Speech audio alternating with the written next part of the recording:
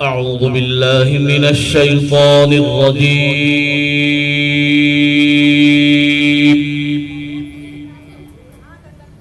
بسم الله الرحمن الرحيم.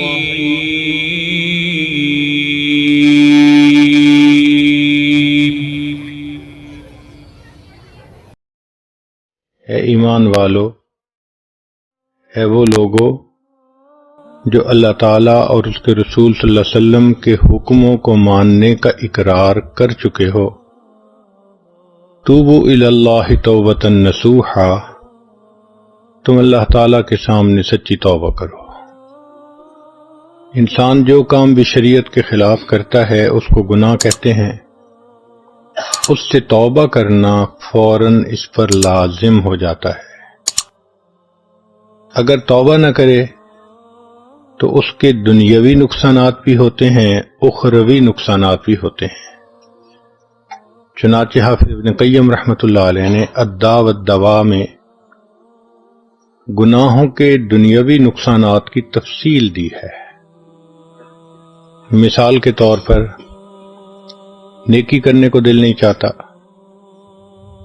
مسجد میں آنا مشکل، نماز بوجھ ہوتی ہے، تلاوت کو دل نہیں چاہتا۔ ہم نے حافظ قرآن بچوں کو دیکھا کہ اگر وہ رستے سے ہٹتے ہیں تو ان کو فقط ناظرہ پڑھنے کی بھی توفیق نہیں ہوتی۔ دعا دیکھو تو مانگنے کو دل نہیں چاہتا، 10 سیکنڈ کی دعا اور 15 سیکنڈ کی دعا۔ تو نیک محفلوں سے دل گھبرانا، نیکی کرنے کو جی نہ چاہنا، یہ ساری گناہوں کی نحوستیں ہوتی ہیں۔ ایک اور اثر گناہوں کا یہ ہوتا ہے کہ دل بے چین ہوتا ہے۔ چنانچہ انسان کے پاس جتنا مال ہو، جیسا چاہے کھائے، جیسا چاہے پیے، جہاں چاہے سوئے، دل پریشان، ایسے لگتا ہے کہ خوشیاں روٹھ گئی ہیں۔ ڈپریشن کی کیفیت ہوتی ہے۔ ایئر کنڈیشن کمرے میں کمبل کے اندر نرم گدوں پہ لیٹا ہوتا ہے، نیند نہیں آتی، کروٹیں بدلتا ہے۔ یہ دل کی بے چینی گناہوں کی نحوست کی وجہ سے ہوتی ہے۔ پھر زندگی میں برکت نہیں رہتی، وقت میں برکت نہیں، کام نہیں سمٹتے، صحت میں برکت نہیں، جوانی ہے اور کرونک ڈیزیزز کا شکار۔ اب اگر 22 سال کا نوجوان آ کر کہے کہ مجھے لو بیک کی پین ہے تو حیرت نہیں ہوگی تو کیا ہوگا؟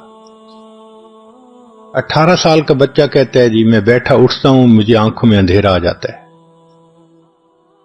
تو صحت میں برکت نہیں، وقت میں برکت نہیں، رزق میں برکت نہیں۔ جتنے گھر کے بندے اتنے کماتے ہیں، خرچے پھر پورے نہیں ہوتے،